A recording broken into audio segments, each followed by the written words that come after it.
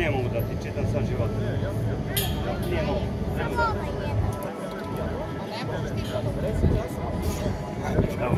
Možda zadužiš jedin.